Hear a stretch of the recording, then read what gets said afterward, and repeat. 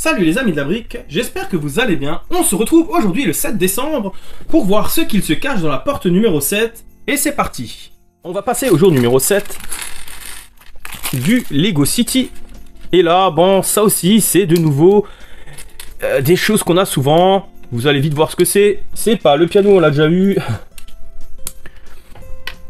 Mais vous allez vite voir, vous allez vite comprendre. C'est par rapport justement à la figurine de hier. On se retrouve bien aujourd'hui avec le stand des petits gâteaux. Donc c'est toujours sympa, mais on commence à en avoir un peu plein.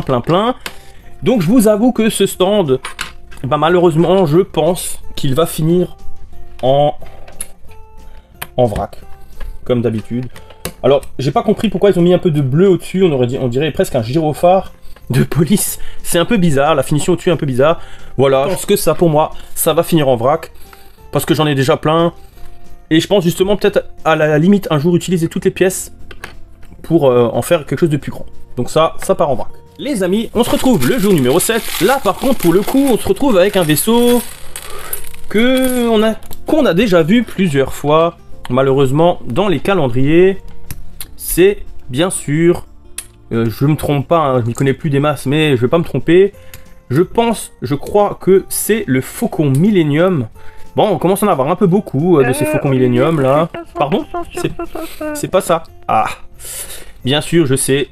C'est le Land Speeder de Luke qu'on commence à avoir un peu en long, en large et en travers. Même si il faut noter qu'il y a des petits changements, je pense, de pièces. Parce que de tête, de mémoire, c'est pas tout à fait les mêmes pièces, on les utilise pas celles-ci. Donc voilà, c'est sympa. On commence quand même, on a en avoir assez là, on connaît, on a déjà vu. Donc c'est un peu dommage quand même. Donc voilà, alors il y a un autre procédé de construction, il est peut-être un poil plus grand. Et le petit clin d'œil à Luc et à C3PO. Voilà, écoutez, c'est sympa, mais ça reste des petites choses. Je sais pas si je vais le garder, je vais peut-être comparer à ce que j'ai déjà, voir s'il est mieux, moins bien, à voir, à tester. Et du coup, s'il est mieux, je vais peut-être garder celui-là et puis démonter les autres, je verrai, on verra. Et voilà les amis, du coup, ce qu'il y a dans la porte numéro 7. Et ouais, dans les deux côtés, là, je sais pas trop quoi faire. Je pense, sincèrement... garder aucun des deux, sur ce numéro 7 aussi, pour le coup, il n'y a pas grand chose qui m'intéresse. D'un côté, le Lego City, le meuble, c'est du vu déjà vu, avec les petits gâteaux, bon voilà, ça part en pièces détachées, je pense. Et le Land Speeder de Luke, il est joli, je vais peut-être comparer à d'autres, je sais pas. Même, honnêtement, je pense que ça va être de la pièce détachée, même si je vais réfléchir, je sais pas, je me tâte à garder certains. Celui-là en fait partie, j'hésite.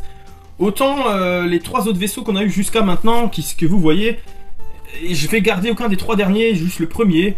Mais les trois autres, déjà je sais pas ce que c'est, et puis voilà, je sais pas. Et donc il m'intéresse pas, ça me parle pas plus que ça.